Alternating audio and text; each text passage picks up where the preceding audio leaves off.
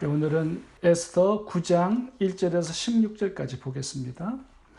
12월 13일에 유대인들과 아말렉 사이에 큰 전투가 벌어졌습니다.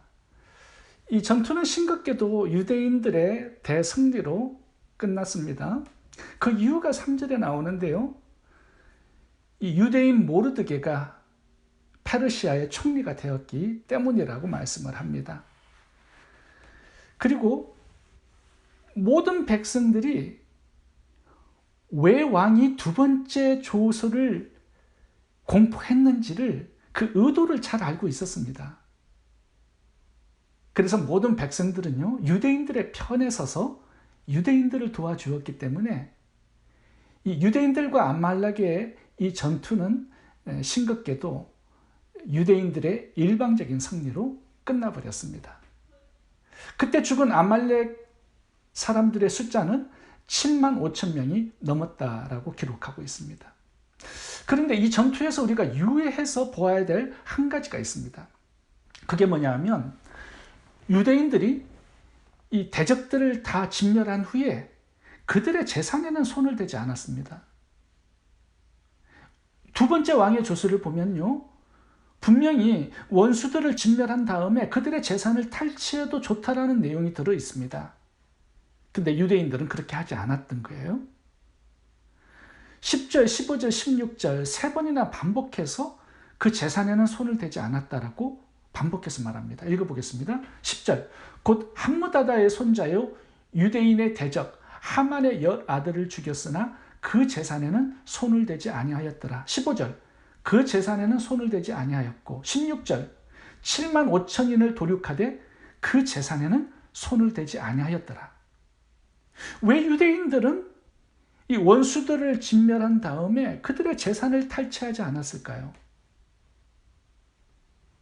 이번 전투의 목적이 생명을 보호하는 것이지 재물을 탈취하는 것이 아니었기 때문입니다. 하나님께서는 그들의 재물에 손을 대는 거 원치 않으셨습니다.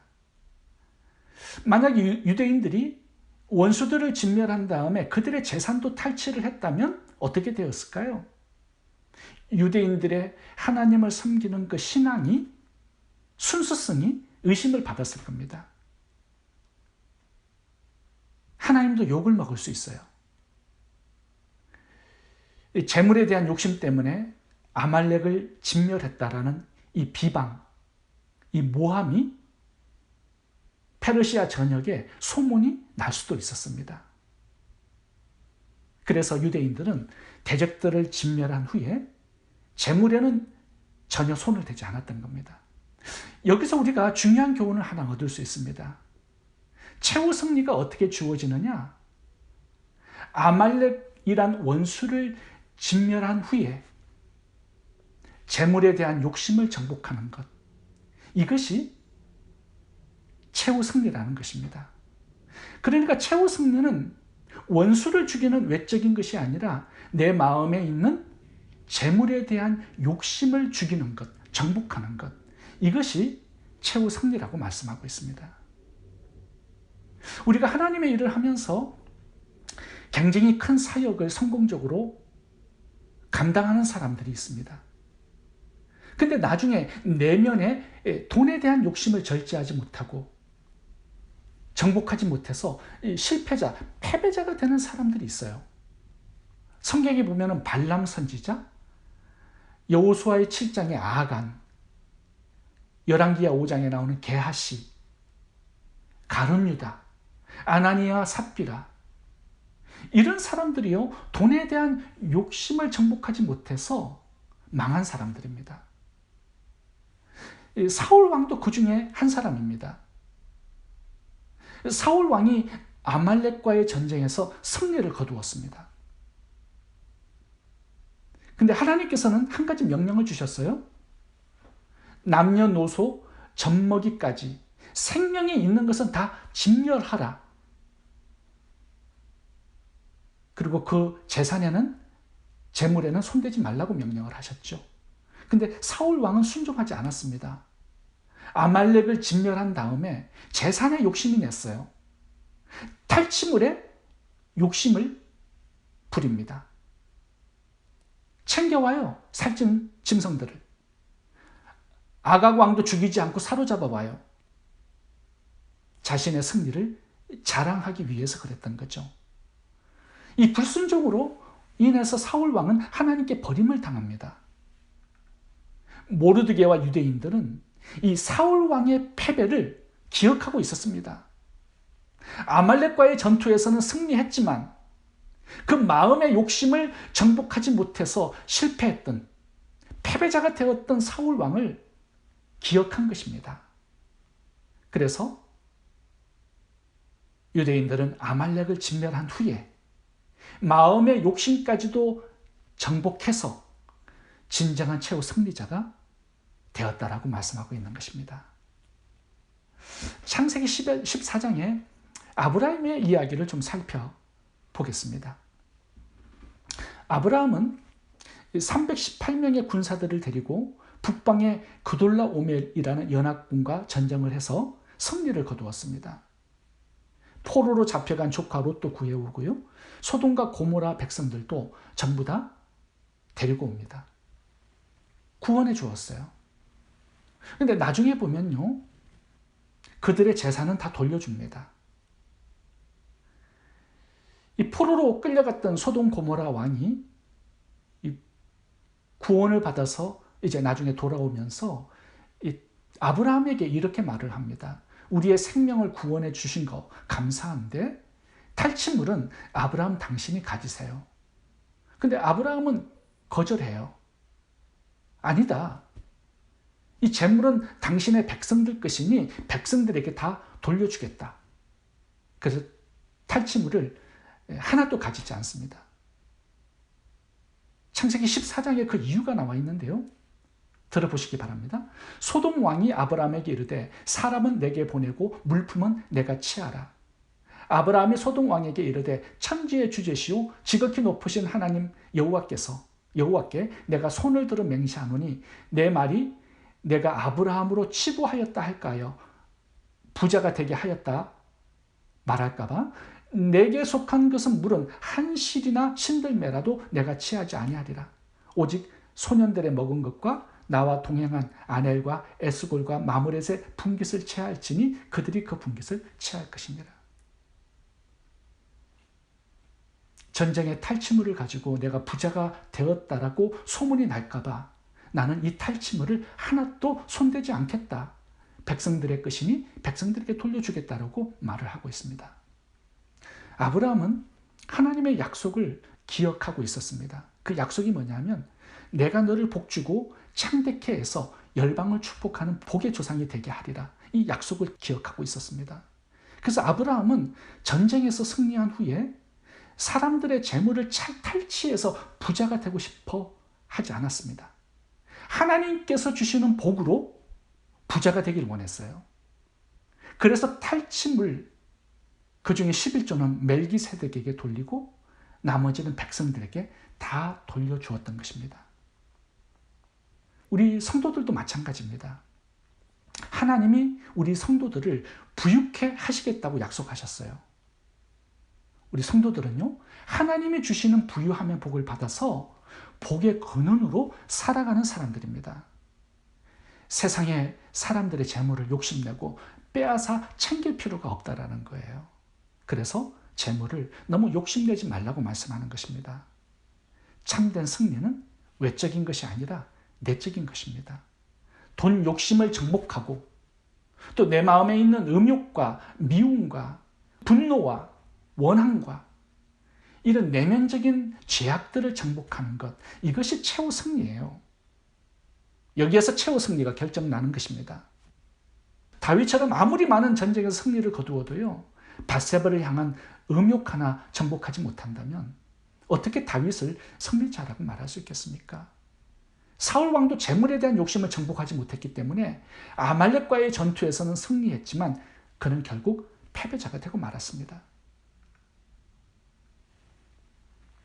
우리의 수입 중에서 하나님께 11조를 올려드리고 구제와 선교 헌금을 드린다라는 거, 돈에 대한 욕심을 정복하고 큰 승리를 거두었다라는 증거입니다. 내 재물이 하나님의 것이란 신앙 고백을 드리는 거죠. 최후 승리는 외적인 것이 아닙니다. 내 마음의 욕심과 정욕을 정복하는 것, 이것이 최후 승리임을 기억할 수 있기를 바랍니다. 두 번째, 최후 승리는 점점 주어집니다. 4절을 읽겠습니다. 모르드게가 왕궁에서 존귀하여 점점 창대함에 이 사람 모르드게의 명성이 각도에 퍼지더라. 오늘 본문을 읽다가 이 점점이라는 이 단어가 제 마음에 많이 다가왔습니다. 점점 창대하게 된다. 모르드게는 처음부터 창대한 사람은 아니었습니다. 처음에는 전쟁포로였죠.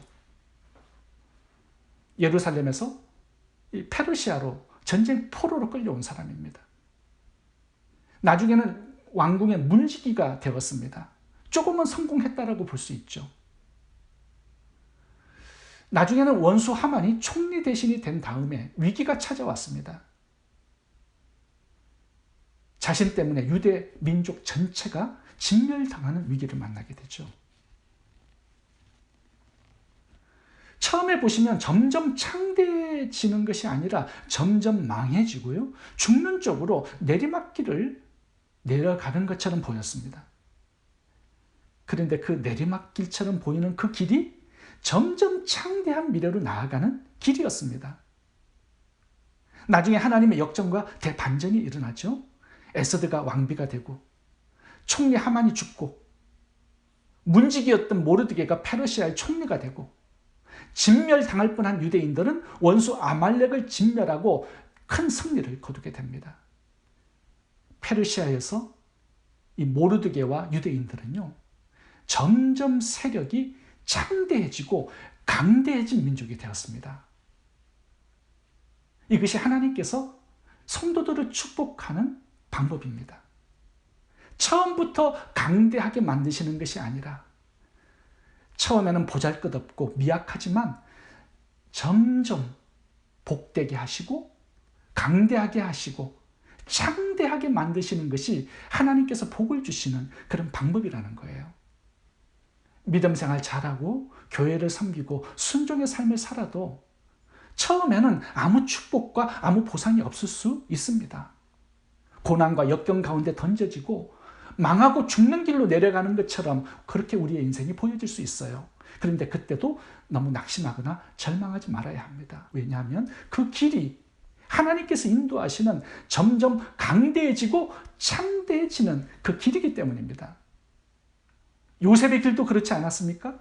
형들에게 노예로 팔려서 13년 동안 애굽에 종살이를 했습니다. 그 삶이 외롭고 힘들었고 고달팠습니다. 3년은 감옥에서 썩었어요. 근데 그 13년의 길이 내리막길이 아니었습니다. 오르막길이었고요. 애굽의 총리가 되는 길이었고요. 하나님이 요셉을 점점 강성하게 하시고 창대하게 하시는 그 길로 인도하고 계셨던 것입니다. 다윗의 인생도 마찬가지예요. 처음에는 양치는 목동에서 시작하죠. 나중에는 골리앗을 죽이고 민족의 영웅이 됩니다. 그런데 사울 왕에게 미움을 받아서 13년간 광야의 도망자로 고달픈 인생을 살았습니다. 다윗이 보기에는 그 13년의 세월이요, 내리막길이었고 망하는 길, 죽음의 길이었다라고 생각했을 겁니다. 그런데 그 길이 하나님께서 인도하시는 이스라엘의 두 번째 왕이 되는 오르막길이었어요. 점점 강성해지고 창대해지는 그 길을 걷고 있었던 것입니다. 사무엘하 3장 1절을 보겠습니다. 다윗은 점점 강하여 가고 사울의 집은 점점 약하여 가니라. 만군의 하나님 여호와께서 함께 하시니 다윗이 점점 강성하여 가니라. 하나님의 축복의 방식은요, 처음부터 성도들을 강대하게, 존귀하게, 창성하게 만드시는 게 아닙니다. 훈련하시고 고난과 역경 가운데 두시고 우리를 성장시키시고 성숙시킨 다음에 강대한 인생, 창대한 인생을 복으로 주시는 것입니다. 고린도전서 1장 27절을 봐보시면요, 하나님께서 성도들을 선택하실 때 처음부터 강한 자를 택하지 않는다라고 말씀합니다. 미련한 자, 약한 자, 천한 자, 멸시받는 자, 가난한 자들을 택하셔서 점점 복을 주시고 창대하게 만들어 가시는 것이 성도들의 인생이다, 이렇게 말씀합니다. 고린도전서 1장 27절부터 읽어보겠습니다. 하나님께서 세상의 미련한 것들을 택하사 지혜 있는 자들을 부끄럽게 하려 하시고 세상의 약한 것들을 택하사 강한 것들을 부끄럽게 하려 하시며 하나님께서 세상의 천한 것들과 멸시받는 것들과 없는 것들을 택하사 있는 것들을 폐하려 하시나니. 역전의 인생, 반전의 인생을 반드시 만들어 주시겠다라고 약속하는 성경 구절입니다. 잠언 4장 18절 읽어보겠습니다. 이 구절에서는요, 성도들의 삶을 돋는 햇빛으로 비유를 했습니다. 의인의 길은 돋는 햇살 같아서 크게 빛나 한낮의 광명에 이르거니와. 햇빛을 보시면 처음에는 작게 떠오르죠. 그 빛이 희미하고 약합니다. 그런데 점점 해가 떠오를수록 빛이 강해져요. 나중에는 쳐다볼 수 없을 정도로 굉장히 강한 빛이 됩니다. 그래서 이 세상의 모든 자연 만물에게 생명을 주고 열매를 만들어주죠. 성도들의 모습이 이렇게 점점 해처럼 떠올라서 열방을 축복하는 복의 근원이 되게 하시겠다라고 하나님 말씀하는 것입니다. 하나님께서 아브라함에게 약속하신 그 약속이 바로 이것입니다. 내가 너로 큰 민족을 이루고 내게 복을 주어 내 이름을 창대케 하리니 너는 복의 근원이 될지라. 너를 축복하는 자에게는 내가 복을 내리고 너를 저주하는 자에게는 내가 저주하리니 땅의 모든 족속이 너를 인하여 복을 얻을 것입니다. 여러분, 현재 나의 모습이 너무 가난하고 초라하게 보여도 너무 낙심하고 절망하고 원망하고 불평하지 마시기 바랍니다. 우리 눈에는 보이지 않지만 점점 창대하게 하시는 하나님의 손길이 우리와 함께하고 있습니다. 하나님은 고아였던 에스더를 페르시아의 왕비로 만들어주셨고요. 포로였고 문지기였던 모르드게를 페르시아의 총리로 세워주셨습니다. 유대 민족이 처음에는 연약했고 보잘것없었지만 그 미래를 보시면 창대하고 존귀하고 강한 민족이 되지 않았습니까? 우리의 미래도 하나님께서 그렇게 하실 것입니다. 점점 존귀하게 그리고 창대하게 하시고 빛나게 하실 것입니다. 하나님은 우리의 길을 그렇게 창대하게 빛나도록 결정하여 두셨습니다. 이것이 우리의 운명입니다. 히브리서 6장 14절 읽고 마치겠습니다. 이르시되 내가 반드시 너에게 복주고 복주며 너를 번성하게 하고 번성하게 하리라. 기도하겠습니다. 좋으신 하나님, 재물의 욕심을 정복해서 최후 승리자가 되도록 도와주시기 원합니다. 내가 내 자신의 복을 만드는 인생이 아니라 하나님이 복을 주시는 인생 되게 해 주옵소서. 땅의 모든 족속이 너를 통해 복을 받으리라는 아브라함의 축복이 우리의 복이 되게 해 주옵소서. 점점 강대해지고 창대해지는 복을 우리에게 주심을 감사드리며 예수님 이름으로 기도합니다. 아멘.